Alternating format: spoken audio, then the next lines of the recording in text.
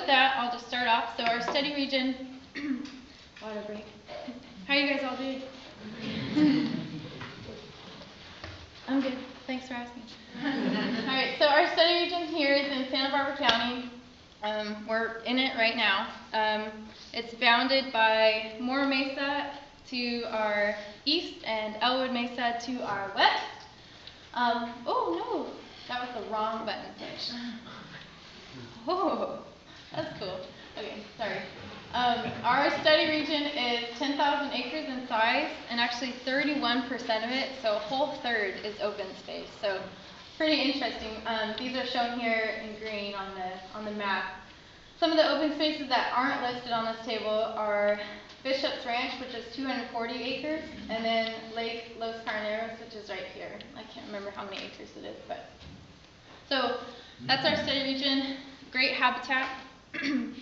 And the California Department of Fish and Game actually lists 26 rare and threatened species for our Goleta quadrant. These include things like the monarch butterfly, the tidewater goby, snowy plover, and whatnot, and these are shown here on the map. So important habitat and lots of important species too. And let's see. So the goals of this project were to address the connectivity of the open spaces within our region and to preserve current wildlife populations by recommending corridor improvement where necessary. And we're also trying to answer this question about, a general question about wildlife within our region. And then also important to note is that UC Santa Barbara just recently acquired over 600 acres of open space, which is adjacent to existing open spaces. So this whole network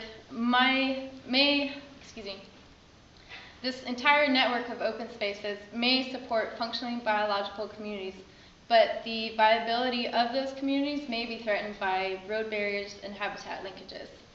So with our project, we had 5 main objectives. The first one was to compile all the historical data that we had in our museums. And then the second was to look at where roadkill is occurring in our study site. The third was to assess our linkages, which include things like box, pipe, and bridge underpasses. And then do some preliminary modeling.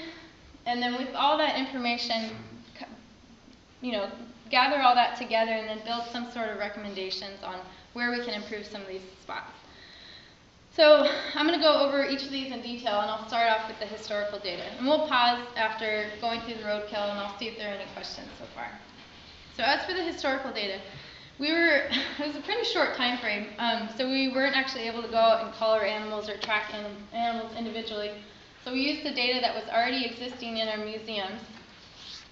And the first one that we used was from CBER, which is the vertebrate collections here on campus. We acquired 275 records from CBER, and they dated back to about 1960. Unfortunately, though, these were not georeferenced, so they didn't have a latitude, longitude associated with them. So that was actually a lot of the preliminary work that we had to do. We had to go through all those records and identify a lat long for those. The second data source that we used was from the Santa Barbara Museum of Natural History. Is anybody from the museum here? Is Paul volunteer?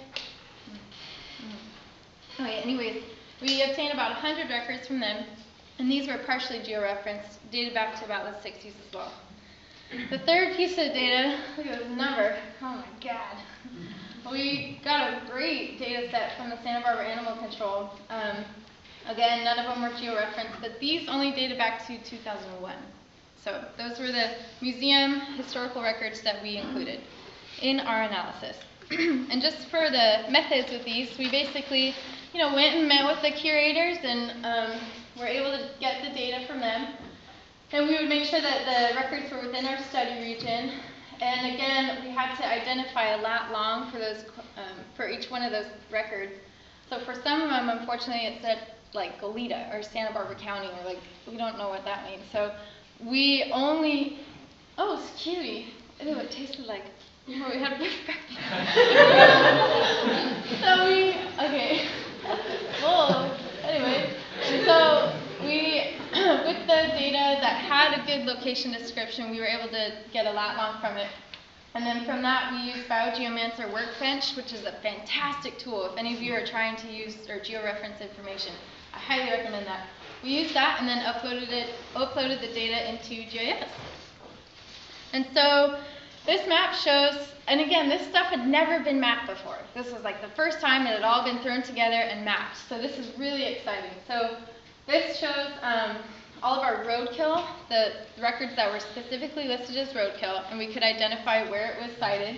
And I've filtered them here by size. So the large roadkill are these purple dots, and they include things like coyotes, bobcats, deer, fox, swingtail, etc. Our medium roadkill, the weasels, are shown on these little yellow circles, and they include things like weasels and rabbits, skunks and squirrels and stuff. And then our small little baby roadkills, the mice and gophers, reptiles, amphibians, and whatnot, are shown in blue. So pretty interesting trends, and like you could stare at this map forever and think, oh my gosh, what is this telling us? But just a couple of things to start. We did see a lot of the large roadkill, large animals being hit like along the fringes of our region. And for the most part, the medium roadkill are pretty evenly distributed throughout the landscape, which you would expect, right? Because those are pretty, like, they do well in human-dominated environments. We found a lot less roadkill along Highway 101, which is, you guys all know where it is, but it's right through here, than we would expect, but I think that that's because the animals just aren't able to access it. We found a lot of roadkill up along Cathedral Oaks and then a lot along Hollister as well.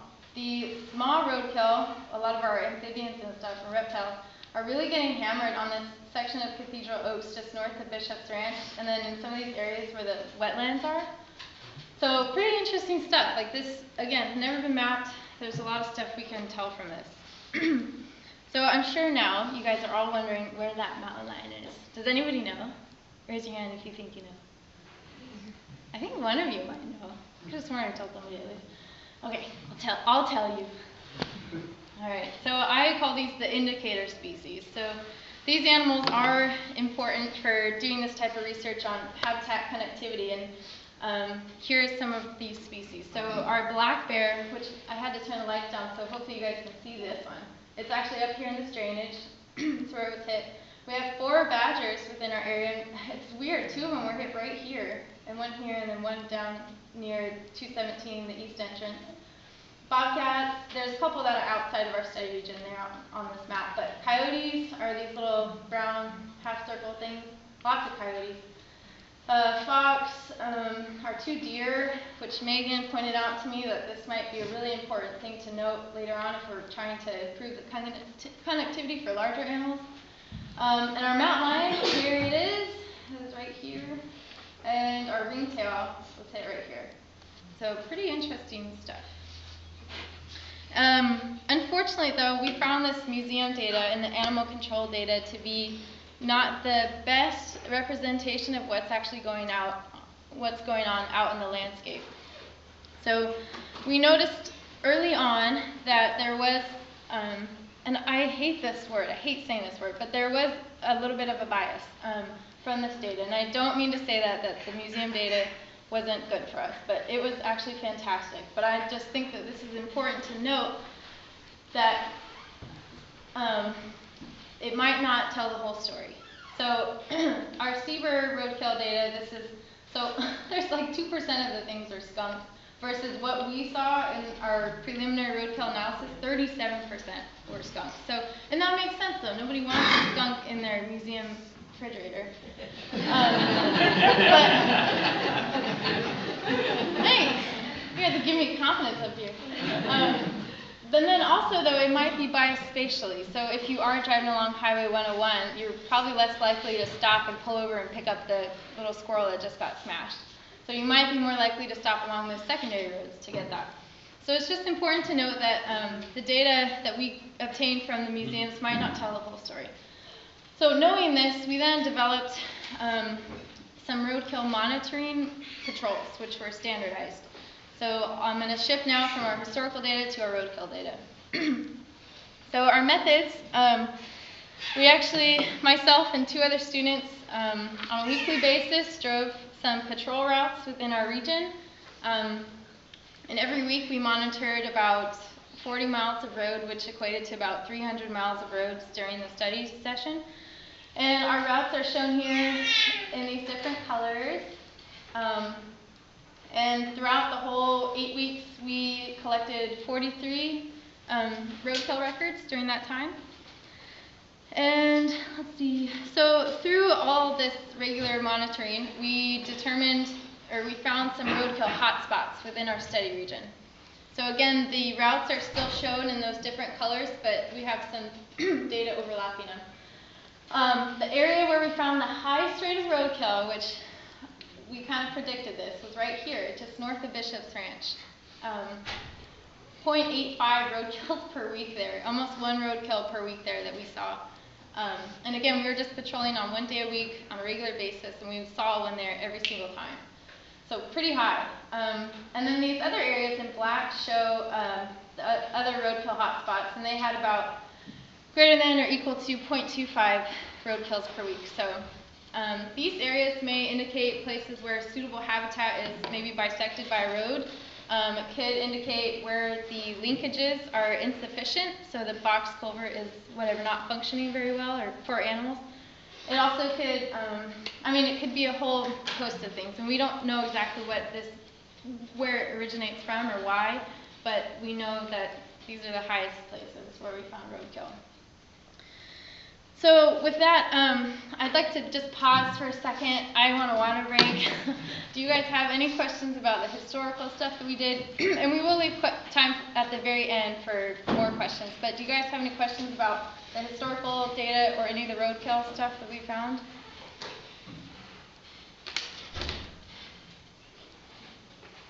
Yeah, go ahead, Valerie. Sarah, what was the red line leading into more Mesa? Was that a low number? That was my favorite patrol route. I despised it. I don't say I despised that one, but it was always out of my way. But I would go, that was one of my routes that I drove. So I called it South Patterson, I think.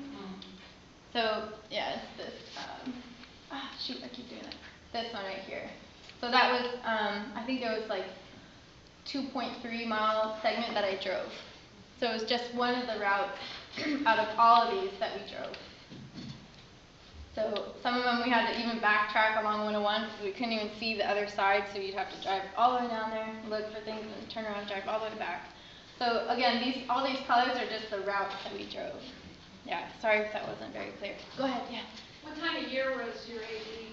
Great question. That is a fantastic question. And in fact, Lisa and some other folks are trying to continue this through the whole entire year. But this was done, I think our first ones were at the very end of April, and then we finished them by like mid-June then, or early July. Yeah, that's a great question. Good point. And yeah, ideally we would do this for multiple years, different seasons and whatnot. Great question.